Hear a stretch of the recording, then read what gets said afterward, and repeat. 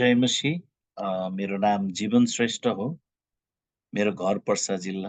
तर हाल म काठमाडौँको माकलबारी भन्ने ठाउँमा बसेर प्रभुको सेवा गर्दैछु। मैले सेवा गर्ने मण्डलीको नाम चाहिँ न्यू लाइफ ग्रिनल्यान्ड चर्च हो। 2012 मा म चर्च प्लान्टिङ मिनिस्ट्रीमा प्रवेश गरेँ अनि 2015 मा मैले एउटा मौका पाएँ, चर्च प्लान्टिङ सम्बन्धी केही सिक्ने मौका पाएँ। त्यो शिक्षाको लागि म भारतको कलकत्ता भन्ने ठाउँमा गएको थिएँ। त्यहाँ जाँदाखेरि चाहिँ चर्च प्लान्टिङ सम्बन्धी नै शिक्षा दिने क्रममा कसरी हामीले सुसमाचार सुनाउनुपर्छ भन्ने सन्दर्भमा लभ योर नेबर भन्ने ट्रेनिङ लिने मौका पाएँ। जुन ट्रेनिङ चाहिँ हाम्रो इन्डियाको विमान दाले दिनुभएको थियो।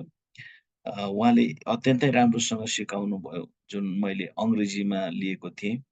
लभ योर नेबर, हाम्रो छिमेकीलाई प्रेम गर्नु भन्ने सन्दर्भमा। अनि वास्तवमा अब चर्च प्लान्टिङ सुसमाचार बिना सम्भव छैन। तर अब नेपाल र इन्डिया जस्तो देशमा चाहिँ हामी धेरै जस्तो हिन्दू दाजुभाइ दिदीबहिनीहरू बस्नुहुन्छ। म आफै पनि एउटा हिन्दू ब्याकग्राउन्डबाट आएको व्यक्ति भएको कारणले गर्दाखेरि र मेरो बुवाले पनि हिन्दू धर्मशास्त्रका धेरै किताबहरू पढ्ने गर्नुहुन्थ्यो। यस कारणले गर्दाखेरि केही हदसम्म मलाई हिन्दू धर्मशास्त्रको ज्ञान पनि थियो। त्यसले गर्दाखेरि मेरो पुरानो शैली चाहिँ कस्तो थियो भन्दाखेरि सिधै उहाँहरूको फेथमा, उहाँहरूको विश्वासमा आक्रमण गर्ने किसिमको गस्पल हुन्थ्यो। त्यसको साथसाथै मैले कतिपय अब क्रिस्चियन जार्गनहरू भनेर भनिन्छ होइन, कतिपय शब्दहरू मैले प्रयोग गर्दाखेरि सायद उहाँहरूले बुझ्नु पनि हुन्थेन।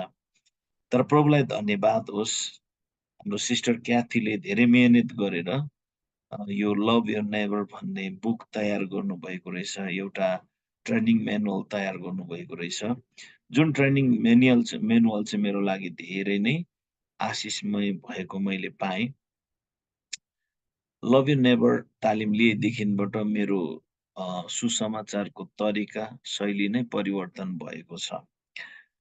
लभ योर नेबरले चाहिँ के सिकाउँदो रहेछ भन्दाखेरि हाम्रो हिन्दू दाजुभाइ दिदीबहिनीहरूको माइन्ड सेटलाई बुझेर उहाँहरूले कस्तो प्रकारले सोच्नुहुन्छ र नि वास्तवमा हामीले दिने सुसमाचारको उद्देश्य त उहाँहरूलाई प्रभुमा जित्नु नै हो।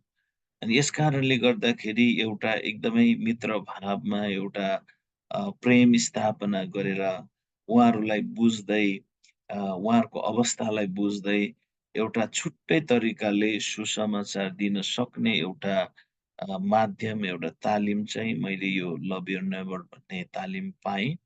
यस कारणले गर्दाखेरि म अत्यन्तै खुसी छु यो तालिम पाएर। म सिस्टर क्याथीलाई पनि धेरै धन्यवाद दिन चाहन्छु। अनि यो चाहिँ वास्तवमा हाम्रो नेपालीहरूको लागि धेरै आशिषमय हुनेछ। साथै अहिले उहाँले यो नेपाली भाषामा यसलाई उल्था गरेर अनि नेपाली मण्डलीहरूमा यो तालिमलाई पुर्याउने जुन जमर्को गर्नुभएको छ, त्यसको लागि म उहाँलाई एकदम एप्रिसिएट गर्न चाहन्छु। अनि हामीहरू सबैजना एकदमै आशिषित हुनेछौँ र हाम्रो नेपाली मण्डलीहरू आशिषित हुनेछ। प्रभुलाई धन्यवाद होस् र उहाँलाई पनि धन्यवाद। सबैलाई फेरि पनि जय मसीह।